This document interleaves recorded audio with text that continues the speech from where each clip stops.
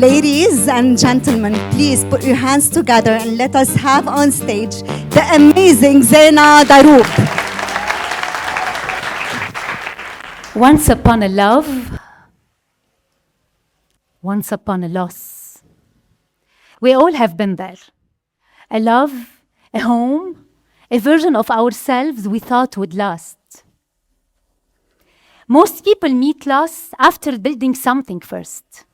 I met it before life began.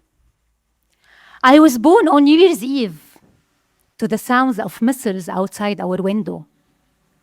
And I was born a twin, but my twin brother did not survive the night. Then came a childhood shaped by war, a young husband taken by cancer, a career I had to rebuild, 48 years of losses, one after another. And for a long time, I believed what most of us do, that loss is a thief, that it steals our future, our security, our voice, and our identity. And in that shape, it asks one strange question. And before that strange question, grief is not what we think about. That is not only the whole part of the truth. Grief does not just take, it reshapes who you are, how you see, and what you believe is possible permanently and fundamentally. I know this because it happened to me. And in that change, it asks one strange question I was never prepared for. What if I could love my loss? It felt absurd. How do we love what breaks us? That question stayed with me, and slowly I understood why. Because it was never only mine. Because pain is plural, different shapes, same ache. And most of us carry it without ever naming it, without ever and even knowing that it is deeply and invisibly altering us from within. That reshaping is what this talk is about. Mine unfolded in 3 thresholds, 3 doorways I did not choose. They chose me. The murmur, the crack, and the when someone or something we love is gone, our body knows before our mind does. We've all felt it. A racing heart, a clenched stomach, a breath that won't come. After my husband died, my gut turned against me. In the month that followed, I lost 30 pounds, couldn't eat, recurrent migraines, nausea, normal. I had nausea from life itself. So how could I trust my own body? Doctors called this stress-induced colitis. I called it betrayal. But then I realized my body wasn't failing me. It was fighting for me. Scientific research proved that 90% of serotonin, the chemical that regulates the double M, mood and meaning, is produced not in our brain, it is produced in our gut. So, when grief hit, my gut simply spoke. Was it a dysfunction? Life on our planet has been surviving for over 3 billion years, and your gut carried that ancient script with one message only. Stay alive, stay alive, stay alive. Grief simply activated it. And I still carry one image from that time. One gray morning, the backyard of my house, me on my swing, breathing, shaking, still here. And somewhere beneath the silence, my heart murmured, what if I could love my loss? That's when I rolled out a yoga mat. My body had grown rigid with grief. Shoulders locked, chest closed, gut blocked. So I reached for movement. I found a mirror. In its oldest tradition, yoga is a practice of self-study, of finding without flinching what is actually there. My ego, my resistance, grief still lodging in my shoulders. The mat did not fix me. It only showed me what needed tending, and that was enough to begin. One peer-reviewed study on trauma-informed yoga confirms what I was discovering, that embodied practice can significantly reduce PTSD symptoms as effectively as traditional therapy, because grief lives in the body. Each pose, each breath was a reclaiming. Yet, grief still wrapped itself around me at night. So, I began to write letters to my husband, memories, anger, longing. Research in psychology called this expressive writing. It regulates emotions, reduces trauma, and even strengthens the immune system. The body remembers everything, and the pen helps it let go. Each word gave my grief somewhere to go. Loving my loss gave me a voice, and that voice made me an author. None of these were grand solutions. They were small actions. A breath on a mat, a word on a page. That was what reawakening feels like, a real practice. This was the murmur. I had reawakened, yes, but then came another fall. My career, the identity I had rebuilt, I chose to leave, even when everything said, stay. Stay, because that career was my golden era, my office and my colleagues, and I loved every piece of it.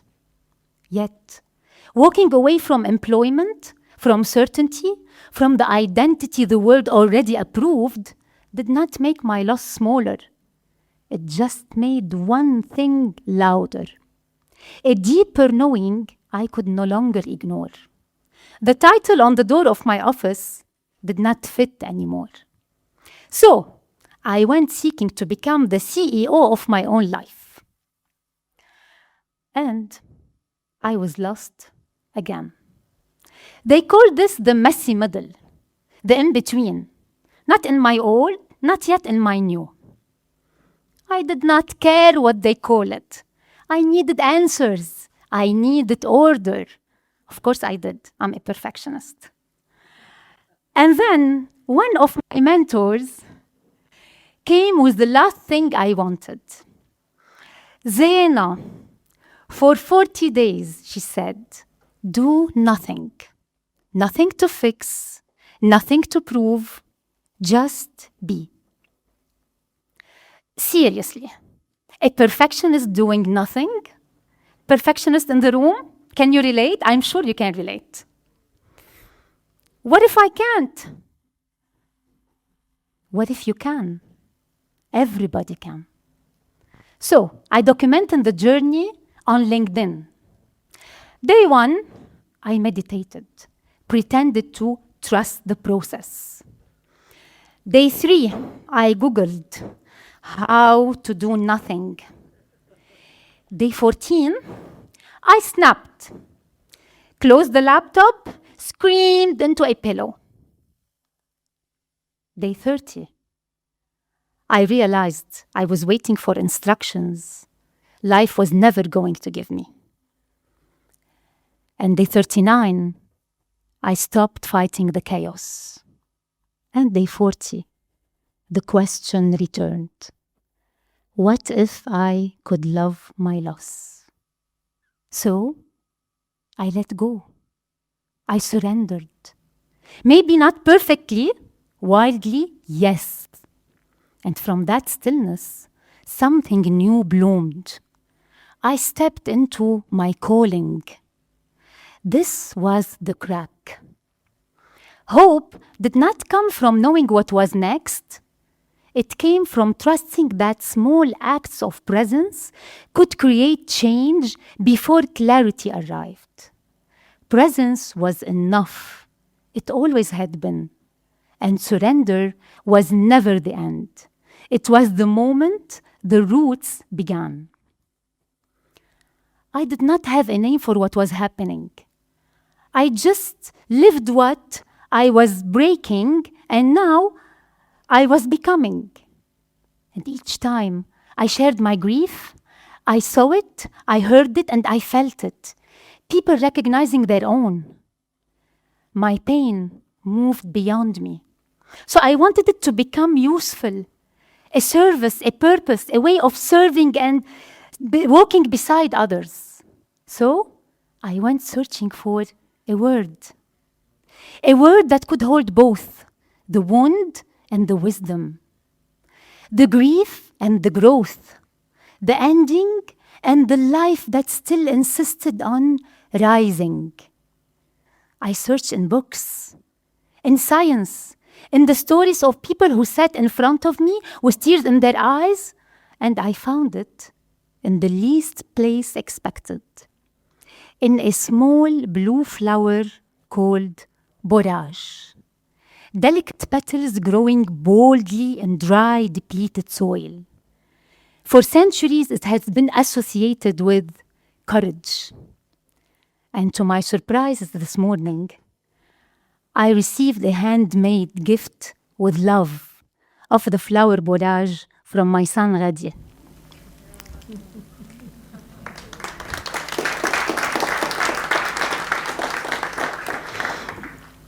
Borage, this flower, it has been associated with courage.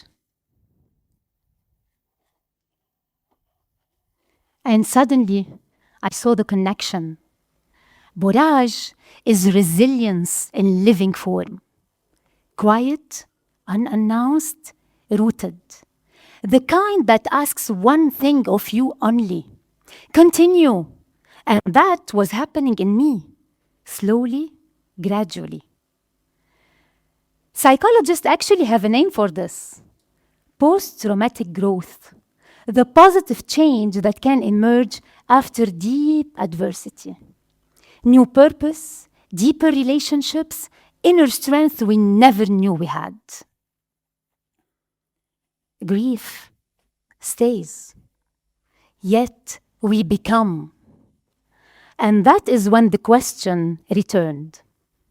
What if I could love my loss? This time for what it grew in me. You see, loving your loss is not soft, it is bold. It means turning even slightly towards life again.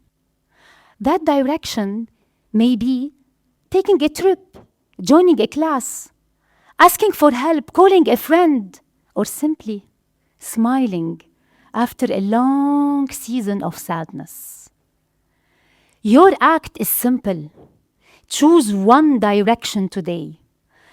That choice is a root. This was the rooting.